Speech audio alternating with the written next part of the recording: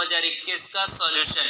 अगर वीडियो अच्छा लगे तो लाइक करें, शेयर करें, कमेंट्स करें। अगर स्टूडेंट इस पेपर को पीडीएफ के रूप में एक्सेस करना चाहते हैं तो टेलीग्राम चैनल को ज्वाइन कीजिए, यूट्यूब चैनल को सब्सक्राइब कीजिए, बेल नोटिफिकेशन को प्रेस कीजिए ताकि आने वाले वीडियो का नोटिफिकेशन मिलता रहे। टेलीग्राम चैनल का लिंक मैंने डिस्क्रिप्शन में दिया है। आज की वीडियो में मैं लेकर आया हूं भौतिक शास्त्र में दिए गए मल्टीपल चॉइस क्वेश्चन और आंकिक प्रश्नों का हल।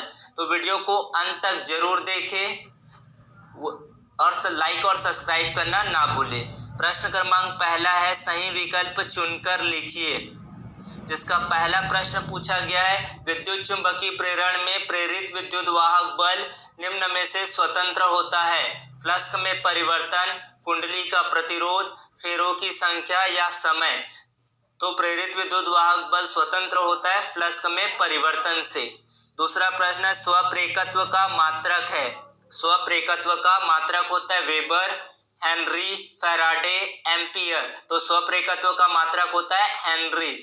तीसरा प्रश्न है, एक परिनलिका की कुल लंबाई को अपरिवर्तित रखते हुए परिनलिका में फेरों की संख्या दोगुनी कर दी जाती है तो उसका स्वप्रेरकत्व हो जाएगा 2 गुना, 4 गुना, आधा या वर्ग के बराबर। तो फेरों की संख्या दोगुनी कर दी जाती परिनलिका में तो उसका स्वप्रेरकत्व 4 गुना हो जाता है। चौथा प्रश्न है, चुंबकीय फ्लक्स का एसआई मात्रक है वेबर, गाउस, टेस्ला, ऑस्टीड। तो इसका सही उत्तर होगा वेबर। चुंबकीय फ्लक्स का एसआई मात्रक, एसआई स्टैंडर्ड मात्रक होता है वेबर होता है।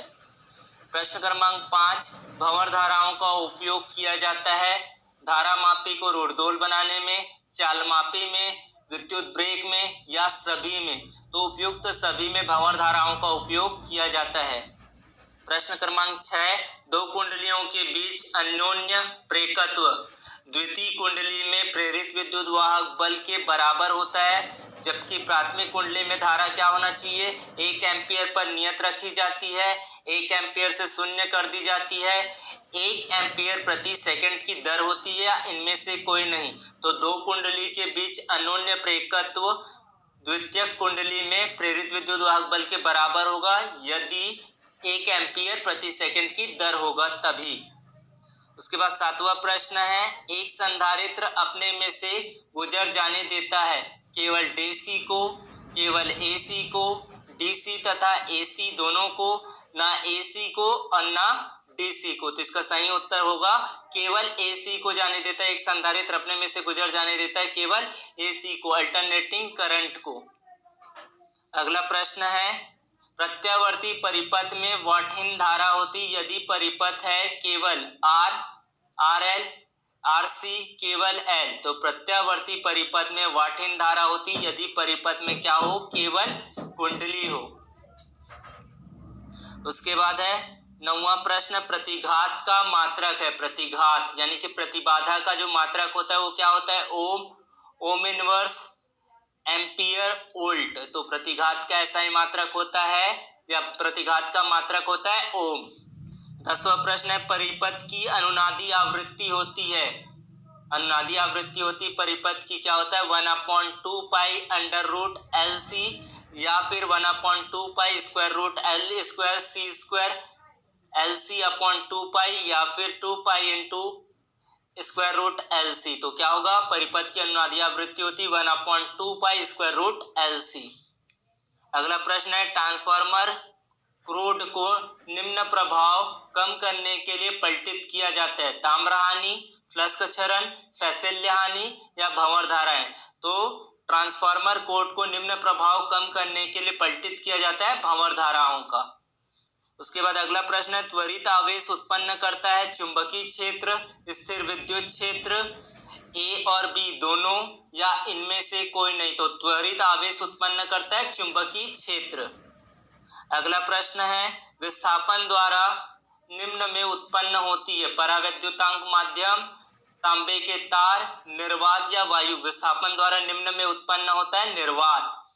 अगला प्रश्न है, निम्न में से किसकी आवृत्ति सबसे कम होती है? गामा किरणें, दृश्य प्रकाश और रक्त विकिरण, पराबैंगनी विकिरण। तो इसका सही उत्तर होगा गामा किरणें। अगला प्रश्न, निम्न में से कौन सा विद्युत चुंबकीय तरंगे नहीं है? गामा किरणें, एक्स किरणें, ध्वनि तरंगे, रेडियो तरंगे। इसका सही उत्तर होगा ध्वनि तरंगे। विद्युत चुंबकीय तरंग नहीं होता है।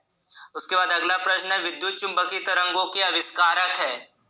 इनके इन्वेंशन किसने किया? मैक्सवेल ने, हर्ट्ज ने, सी बोस ने या मार्कोनी ने? तो विद्युत चुंबकीय तरंगों के आविष्कारक है मैक्सवेल। उसके बाद अगला प्रश्न, व्यतिकरण होता है अनुदैर्घ्य तरंगों में, अनुप्रस्थ तरंगों में या दोनों में या फिर इनमें से कोई नहीं? तो व्यतिकरण की जो घटना होती है वो दोनों में होती है, अनुप्रस्थ तरंगों में भी और अनुदैर्घ्य तरंगों में भी होता है। अगला प्रश्न है, ज्यामितीय छाया में प्रकाश के अतिक्रमण को कहते हैं? ज्यामितीय छाया में प्रकाश के अतिक्रमण को कहते हैं व्यतिकरण, विवर्तन, ध्रुवण, अपवर्तन। तो ज्यामिति में प्रकाश के अतिक्रमण को कहते हैं विवर्तन। अगला प्रश्न है, प्रकाश के व्यतिकरण में ऊर्जा क्या होती है? संरक्षित होती है, नष्ट हो जाती है, उत्पन्न होती है, इनमें से कोई नहीं? तो प्रकाश के व्यतिकरण में ऊर्जा संरक्षित हो जाती है। अगला प्रश्न है, तरंगे एक स्थान से दूसरे स्थान तक संचरण करती है? द्रव्य, ऊर्जा, आयाम या तरंग दैर्घ्य? तो इसका उत्तर होगा तरंगे एक स्थान से दूसरे स्थान तक तरंग दैर्घ्य के माध्यम से संचरण करती है। अगला प्रश्न है 21वां प्रश्न है, एक तरंगार्घ के किन्हीं दो बिंदुओं के मध्य कलांतर होता है? 0, π/2, π/4, पाई। तो एक तरंगार्घ के दो बिंदुओं के बीच कलांतर 0 होता है। अगला प्रश्न है, आंकिक प्रश्न पूछा गया है, एक कुंडली का स्वप्रेरकत्व 20 मिली हेनरी है। यदि कुंडली में 0.3 सेकंड में धारा 10 एम्पियर से घटकर 7 एम्पियर रह जाती है तो इसमें प्रेरित विद्युत वाहक बल की गणना कीजिए। तो यहाँ पर क्या दिया है? प्रेरकत्व 20 मिली हेनरी। तो इसका हेनरी में मान कितना हो जाएगा? 20 गुना 10 की घात ऋण 3 हेनरी। और यहाँ पर जो dt क्या है? यहाँ पर समय कितना दिया है? 0.03 सेकंड दिया है। और di यानी कि धारा का मान कितना हो जाता है? यहाँ पर 7 में से 10 को घटा देंगे यानी कि हो जाएगा यहाँ पर -3 एम्पियर। और जो विद्युत वाहक बल का मान होता है वो क्या होता है? -L di/dt होता है। तो सूत्र में मान रखेंगे तो क्या हो जाएगा?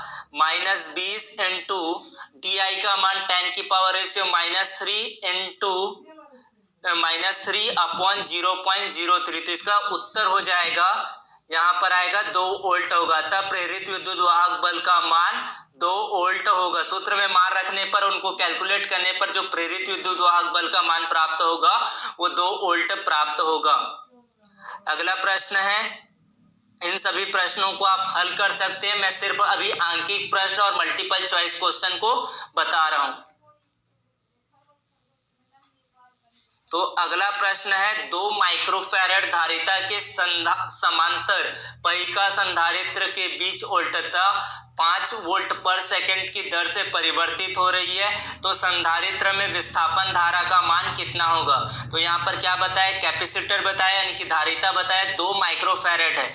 माइक्रोफैरड को फैरड में चेंज करेंगे तो कितना हो जाएगा? 2 गुणा 10 की घात ऋण 6 फैरड। और यहाँ पर संधारित्र के बीच वोल्टता की जो दर है वो कितना दिया? dV/dt दिया गया है 5 वोल्ट पर सेकंड। और हम लोग जानते हैं कि ID विस्थापन धारा क्या होता है? ID इक्वल टू होता है C इंटू dV/dt होता है। सूत्र में मान रख देने पर क्या हो जाएगा? ID इक्वल टू C, धारिता कितना है? 2 गुणा 10 की घात 6, 10 की घात ऋण 6 गुणा dV/dt का मान है 5, 2 पंचे हो जाएगा 10 गुना 10 की घात ऋण 6 यानी कि ID विस्थापन धारा का मान कितना होगा? 10 की घात ऋण 5 एम्पियर होगा। उसके बाद अगला प्रश्न है, 2 तरंगों की तीव्रताओं का अनुपात 1:9 है। यदि दोनों तरंगें क्या करती? व्यतिकरण करती है तो महत्तम एवं न्यूनतम तीव्रताओं का अनुपात ज्ञात कीजिए। यहाँ पर दिया I1 दो तरंगों की तीव्रता का अनुपात दिया I1 अनुपात I2 बराबर कितना है 1:9। मान लेते हैं कि पहले तरंग का आयाम A1, दूसरे तरंग का आयाम A2 है और हम जानते हैं कि तीव्रता डायरेक्टली प्रोपोर्शनल होता है, समानुपाती होता है, आयाम के वर्ग के समानुपाती होता है। तो यहां से हम लोग क्या लिख सकते हैं A1 का वर्ग अनुपात A2 का वर्ग बराबर कितना होगा 1:9। तो यहां से A1 का वर्ग बराबर A1 का वर्ग अनुपात A2 का वर्ग बराबर हो जाएगा 1 का वर्ग अनुपात 3 का वर्ग। तो A1 अनुपात A2 का मान हो जाएगा 1:3। महत्तम तीव्रता बटे न्यूनतम तीव्रता यानी कि I maximum upon I minimum बराबर कितना हो जाएगा A1 धन A2 का वर्ग अपॉन A1 माइनस A2 का वर्ग। तो I maximum upon I minimum 1 + 3 का होल स्क्वायर अपॉन 1 - 3 का होल स्क्वायर इक्वल टू 4 का square upon minus I maximum महत्तम तीव्रता और न्यूनतम तीव्रता का जो अनुपात होगा वो कितना होगा 4:1 होगा। एक बार और समझ लेते हैं इस प्रश्न को। जो तीव्रता होता है आयाम के वर्ग के अनुक्रमानुपाती होता है। तो यहाँ से A1 और A2 का जो अनुपात आया वो कितना है 1:3 होता है और महत्तम तीव्रता और न्यूनतम तीव्रता का जो अनुपात होता है उसका सूत्र क्या होता है A1 धन A2 का whole square upon A1 minus A2 का होल स्क्वायर। उसके बाद अगला प्रश्न है यंग के द्विस्लिट प्रयोग में स्लिट पर्दे से 1.5 मीटर की दूरी पर स्थित है। तरंग दैर्घ्य 6000 एंगस्ट्रॉम के प्रकार के लिए फ्रिंज 1.0 मिलीमीटर है। स्लिटों के बीच की दूरी ज्ञात कीजिए। यहाँ पर स्लिट से पर्दे की दूरी दिया गया 1.5 मीटर, तरंग दैर्घ्य दिया गया 6000 एंगस्ट्रॉम और फ्रिंज की जो दूरी दिया गया है स्लिटों से वो कितना है, दूरी को ज्ञात करना है। तो यहाँ पर डी कितना दिया है 1.5 मीटर, जो कैपिटल डी दिया गया है वो कितना है 1.5 मीटर, यानी कि स्लिट पर्दे से दूरी, जंग के द्विस्लिट में स्लिट से पर्दे की दूरी है।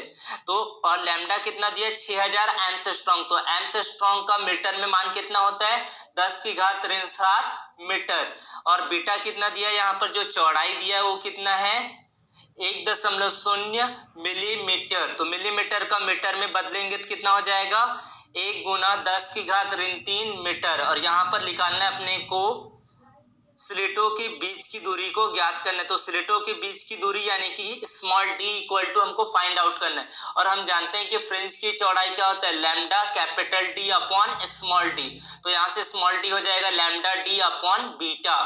तो यहाँ से 6 × 10⁻³ लैम्डा का मान गुणा कैपिटल डी कितना है, कैपिटल डी का मान है 1.5 अपॉन बीटा, बीटा का मान है 1 × 10⁻³ जब इनको हल करेंगे तो डी का मान कितना हो जाएगा 9.0 × 10⁻³ × 10⁻³ इनको पूरे को हल करने पर जो मान प्राप्त हुआ डी का मान होगा 0.9 मिलीमीटर होगा।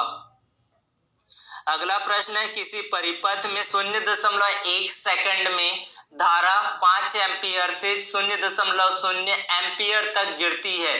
यदि औसत प्रेरित विद्युत वाहक बल 200 वोल्ट है तो परिपथ में स्वप्रेरकत्व का आकलन कीजिए, मान ज्ञात कीजिए। यहाँ पर दिया गया है E बराबर यानी कि प्रेरित विद्युत वाहक बल दिया गया है 200 वोल्ट और I1 धारा में परिवर्तन कितना हो रहा है I1 का मान 5 एम्पियर है, I2 का मान है 0.0 एम्पियर। चूंकि हम जानते हैं कि DI यानी कि धारा में परिवर्तन हो जाएगा I2 माइनस I1, तो 0.0 माइनस 5 एम्पियर यानी कि -5 एम्पियर होगा। उसके बाद dt यहाँ पर जो समय दिया गया है वो कितना है 0.1 सेकंड और प्रेरित विद्युत वाहक बल क्या होता है E = -L di/dt होता है। तो E का मान प्रेरित विद्युत वाहक बल का मान प्रश्न में दिया गया है 200 वोल्ट बराबर -L di का मान है -5 एम्पियर अपॉन जो समय अंतराल है 0.1 सेकंड। तो दिस इज इक्वल टू क्या हो जाएगा 200 बराबर L 0.1 को अंश में ले जाने पर हो जाएगा ये 50 और L का मान हो जाएगा 200/50 यानी कि 4 हेनरी। जो प्रेकत्व का SI यूनिट होता है वो क्या होता है? हेनरी होता है।